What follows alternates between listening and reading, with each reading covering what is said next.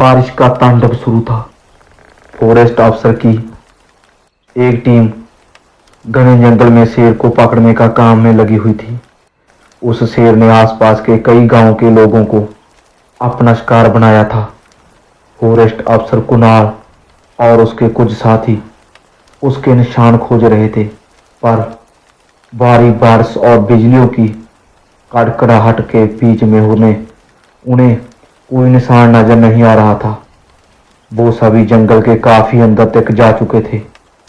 कीचड़ से भरे जंगल के रास्ते उनका काम ज्यादा मुश्किल बना रहे थे। तभी उनका एक साथी नारायण बोला, कुणाल साहब, मैंने कहा था आज हम जंगल में नहीं चलते। आज पुण्य की काली रात है। आप यहाँ के नए अफसर हैं, आपको नहीं पता ये जंगल कितना खतरनाक है। यहाँ सिर्फ जानवर ही नहीं रहते। क्या बकवास कर रहे हो? उस शेर को पकड़ना ही होगा, वरना वो ना जाने कितनी जाने ले लेगा। मैं कब से तुम सभी को देख रहा हूँ। तुम सभी काफी डरे हुए लग रहे हो। देखो, ये हमारा काम है, इससे पूरा करना ही होगा। तुमने ऐसा क्यों कहा कि यहाँ सिर्फ जानवर ही नहीं रहते? साहब, ये सदियों पुराना जंगल है। आसपास के गांव वाले इसे शाप मानते हैं। कहा जाता है कि इस जंगल में काली शक्तियां बसती हैं, जैसे कि भूत, प्रेत और चुड़ैल। कई लोगों की इस जंगल में मौत हुई है। यहाँ से वापस चलते हैं साहब, यहाँ से वापस चलते हैं। तुम सब क्या पागल हो गए हो? ऐसी मनगढ़ंत बातें सुन के अपने काम से बच के निकलना चाहते हो? देखो, अब बारिश भी रुक गई है। सभी शेर को खोजना शुरू रखो। सभी उस काम में लग गए। बारिश का तांडव तो रुक चुका था, पर अजीब सी भयंकर रात, कीड़ों की आवाजें और घोर अंधेरा जिसमें सिर्फ टॉर्च की लाइट से यहाँ वहाँ देखा जा रहा था। मन में अजीब सा डर बैठा जा रहा था। कुणाल के साथी थर थर कांपते हुए उस शेर को खोज रहे थे, ताकि कोई निशान मिलते ही पिंजरा वहां लगा सके।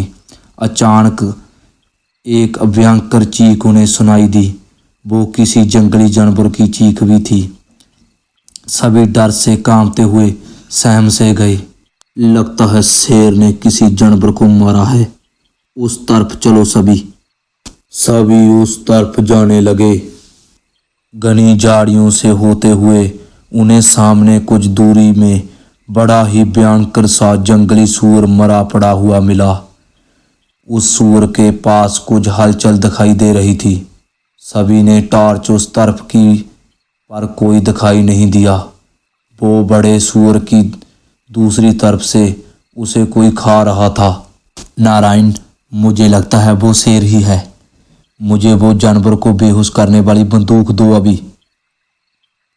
नारायण ने उसे बंदूक दी। सभी सुनो, कोई यहाँ से हिलेगा नहीं।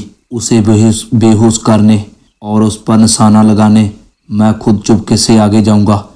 तुम इन झाड़ियों में ही छुपे रहो, किसी बात की हलचल मत करना। पर साहब, आप अकेले? हाँ, मैं अकेले ही जाऊंगा।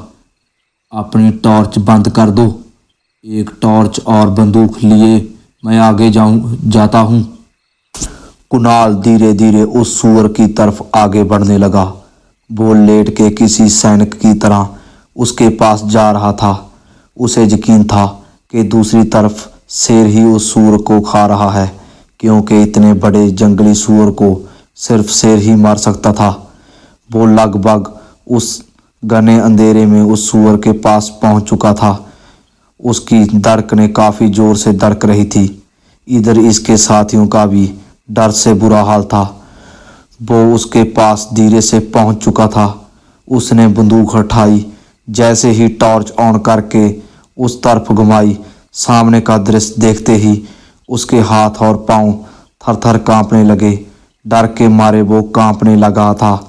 आधा शरीर जो पूरी तरह से लाल जला हुआ था और आधा उस सूअर के पेट में घुसा हुआ उसे खा रहा था। वो जानवर नहीं, कुछ और ही था। उसे देख कुणाल चीख उठा। उसकी चीख से पीछे खड़े उसके साथी डर के मारे कांप उठे। उसकी चीख सुअर को जो खा रहा था उसने भी सुन ली। धीरे धीरे उसका सिर सुअर के पेट को फाड़ बाहर आने लगा। सुअर के पेट से खून के फफारे उड़ने लगे। कुछ चींटे कुणाल पर जा गिरे। वो कोई जानवर नहीं था, वो एक भयंकर चुड़ैल थी। लाल भयंकर जला हुआ शरीर, लंबे काले नाखून जिसमें सुअर की आंतड़ियां चिपकी हुई थी, आंखें पीली भयंकर चमकती हुई, जिसमें से एक आंख बड़ी और एक छोटी थी। काले लंबे बाल जो उसके घुटनों तक आते थे वो भयंकर तरीके से लहरा रहे थे। उसका पूरा शरीर सूअर के रक्त से नहाया हुआ था। उसके पेट से काले भयंकर कीड़े निकल रहे थे। कुणाल से करीब 2 गुना बड़ी थी वो भयंकर चुड़ैल। वो जोरों से भयंकर आवाज से चीख उठी। गुस्से से कुणाल की ओर कूदती हुई। कुणाल के साथियों ने भी उसे देखा।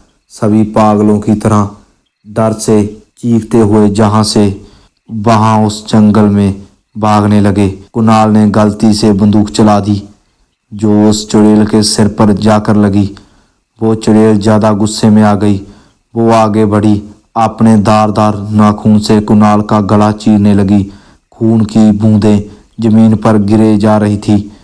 उसके सिर को उसकी शरीर से उखाड़ के उसे भयंकर तरीके से चबाने लगी। कुणाल मर चुका था। उसके साथी एक दूसरे से अलग होकर भागे जा रहे थे। एक साथी नारायण पेड़ के पीछे जा छिप गया था। अचानक ही पेड़ के अंदर से उस चुड़ैल का हाथ उस पेड़ को अंदर से चीर के उस कुणाल के साथी नारायण के गर्दन में घुस गया। वो किसी जानवर की तरह तड़पने लगा। उसके रक्त से पेड़ भी लाल हो गया। वो भी मर गया। धीरे धीरे सभी को उस चुड़ैल ने भयंकर तरीके से मार दिया। उस जंगल में उसकी मौत का तांडव पूरी रात चलता रहा। हर तरफ उनका खून बिखरा पड़ा था। वो भयंकर रात गुजर चुकी थी। रात के 3:21 विक्रांत शहर में अचानक मोबाइल की रिंग बज उठी। सोया हुआ आशीष एकदम से जाग उठा। अचानक से आई इस कॉल से उसकी धड़कनें तेज हो गई। उसने मोबाइल देखा। कॉल किसी अनजान नंबर से था। उसने कॉल उठाया। अंशु, हमें बचाओ। आवाज आशीष की पत्नी ममता की थी। क्या हुआ ममता? पापा, हमें बचा लो। इस बार आवाज उसकी बेटी नेहा की थी। नेहा, मेरा बच्चा, क्या हुआ तुम्हें? मैं अभी आ रहा हूँ, फोन मत रखना। आशीष जल्दी से उठा, कार की चाबी ली और कार स्टार्ट करके पूरी स्पीड में उसे ले जाने लगा। अंधेरे को चीरती हुई उसकी कार आगे बढ़ रही थी। मुझे बताओ, तुम दोनों कहाँ हो? मैं अभी आ रहा हूँ। सामने से आवाज आना बंद हो गई थी। उसने जोर से ब्रेक मारा, कार रोक दी। वो एक सुनसान पुल पर आ गया था। उसने मोबाइल देखा, उस पे कोई कॉल नहीं थी। वो बेचैन हो गया। आखिर ऐसे कैसे हो सकता है? जो कॉल आई थी उसका नंबर तक गायब हो चुका था। उसकी पत्नी और बेटी कैसे उससे बात कर सकती थी, क्योंकि उसकी पत्नी और बेटी को मरे हुए तो 2 साल हो गए थे। कौन है वो भयंकर चुड़ैल? क्या है उस भयंकर जंगल का राज? आशीष को उसके मरे हुए पत्नी और बेटी का कॉल कैसे आया? क्या भयानक रहस्य छुपा है इस कहानी में? इस कहानी का अगला भाग जल्द ही प्रचालित होगा। आपकी कीमत जरूर दें और आगे आने वाले भाग का आपको पता चले, इसलिए मुझे सब्सक्राइब जरूर कर दें। धन्यवाद। मिलते हैं नेक्स्ट स्टोरी में।